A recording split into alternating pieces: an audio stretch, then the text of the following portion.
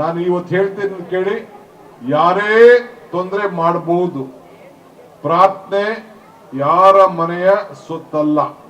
ಮನಸ್ಸಿನಲ್ಲಿ ನಾವು ಪ್ರಾರ್ಥನೆ ಮಾಡಬಹುದು, ಆರ್ತಿಯಲ್ಲಿ ಪ್ರಾರ್ಥನೆ ಮಾಡಬಹುದು, ವಿವಿಧ ರೀತಿಯಲ್ಲಿ ನಾವು ಯಾವುದೇ ರೀತಿ ಮಾಡಬಹುದು.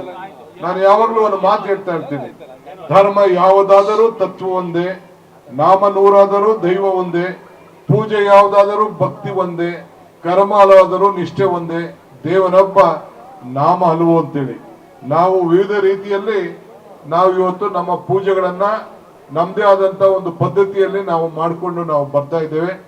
ಈ ಕಾವೇರಿ ನದಿ ಮುಂದಿನ ದಿನದಲ್ಲಿ ಈ ವರ್ಷ ಇತಿಹಾಸ ಸೃಷ್ಟಿ ಮಾಡಿದೆ. ಆಗಸ್ಟ್ ನಲ್ಲೇ ನಾವು ಇವತ್ತು ಪೂಜೆಯನ್ನ ನಾವು ಸಲ್ಲಿಸಿದ್ದೇವೆ. ಸುಮಾರು 89 ವರ್ಷ ಆಗಿತ್ತು ಕಾವೇರಿ ತುಂಬಿ ಆಗಸ್ಟ್ ನಲ್ಲಿ. ಅದಕ್ಕೆ ಬಂದು ನಾನು ಗೌರವಾನ್ವಿತ ಮುಖ್ಯಮಂತ್ರಿಗಳು ಇಬ್ಬರು ಬಂದು ಮತ್ತು ಎಲ್ಲ ನಮ್ಮ ಜಿಲ್ಲಾ ಸಚಿವರು ಶಾಸಕರೆಲ್ಲ ಬಂದು ಆ ತಾಯಿಗೆ ಬಾಗಿನ ಅರ್ಪಿಸುವಂತ ಕಾರ್ಯಕ್ರಮ ಕೂಡ ನಾವು ಮಾಡಿದ್ದೇವೆ.